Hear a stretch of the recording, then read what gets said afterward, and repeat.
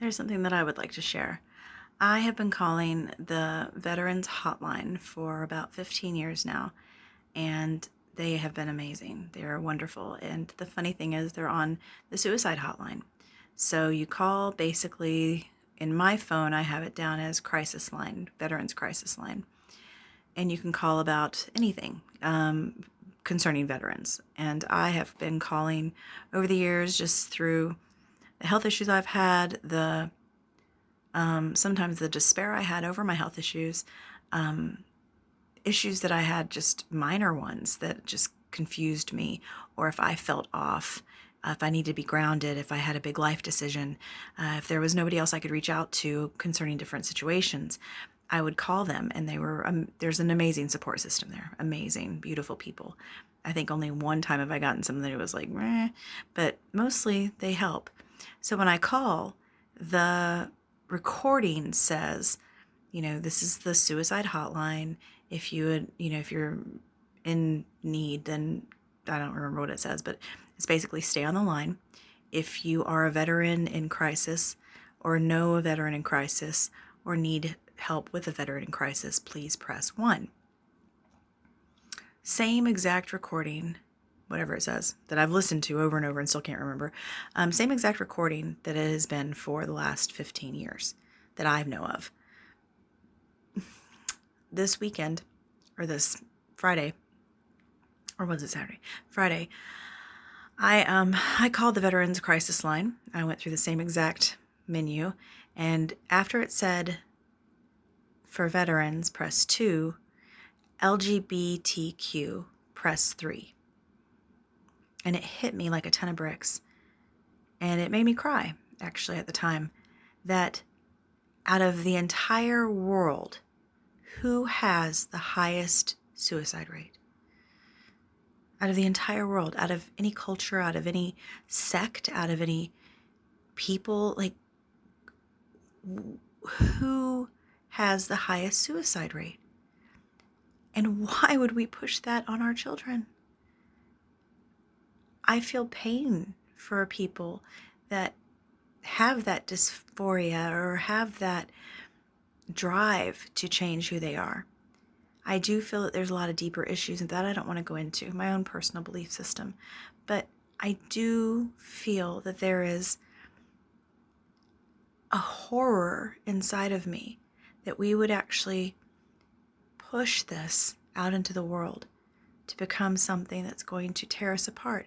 It's going to become something that causes confusion, to become something that causes so much dissension within ourselves. The only thing that we can, well, I'm not going to go into that, but basically, there are a lot of my faith, it gets slammed a lot.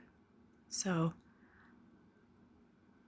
the bottom line is, the people that go through this, they are hurting inside. There are torn up places inside of them because they want to be something that they're not, or they want to achieve something that's impossible. They'll always be haunted. And I feel for that.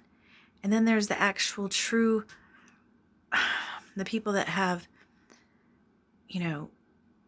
gone through traumas, that carry identities with them. I don't identify with that. I can understand that completely, and I feel compassion for that. I believe that with all my heart, that there are alter egos, that there are people inside of our head sometimes that are protectors, or that are, there's their own persona. That is different from dysphoria, which is the saddest thing ever, which is different from a choice, which is different from a confused place. If I had been exposed to this back when I was young, the love that I had for my friends, the true, deep, absolute connection that I had with my best friends, I would have probably thought that I was a lesbian, or I was gay, or I was queer, or I was whatever the system calls it now. It would have confused me so greatly to not be able to identify the different types of love. And as they take away our language, they take away our humanity. They're teaching our children code. I was worked in a preschool, and in the one from the 0 to 1 year old room, one of the books was actually on coding for children, for babies, for infants. If they can take away the words that we use to identify who we are, then we lose who we are. We become monkeys that they can experiment on. We follow the crowd. We are lost in our own, what's the word? We're lost in our own distractions. And one of the things that I thought was really horrifying too, there was this game show, and it didn't last very long, but there was the one show that I watched, and there were these people like, I don't know, anyway, one of the questions that they asked and the people had to answer correctly, or they got dumped into something, was what do people spend the most money on? Is it on education? Is it on their children? Is it on their grooming? Or is it on like homes and cars, like, their status symbols? And everyone answered wrong. The answer actually was grooming. People spend the most money on their own physical body, which makes me very sad, because I look at people and they are just beautiful. They're beautiful. All of our differences, all of our change. I don't know. It's the saddest world right now, that there are so many people that are hurting, and we just choose to cover that up with the hoopla. And you know what's funny? This is just a side. Why do they get a whole month? Why do the rainbows get a whole month when presidents only get 1 day? Columbus only gets 1 day. Jesus only gets 1 day. I'm like, but they get a whole month. This is just a ridiculous distraction from the reality of our own lack of compassion, our own dysphoria to what humanity is going through right now. And I just hope that there is love out there within the people that carry the same faith I do.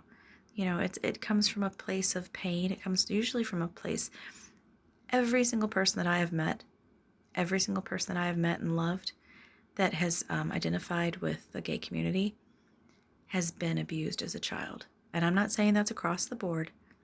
I'm just saying that every person that I have met, when they have opened up, that's what I have heard.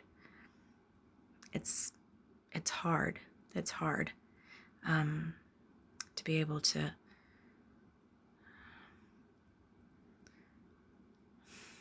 go through that and to come out the other side in a place where, there's so much confusion. Anyway, that's it.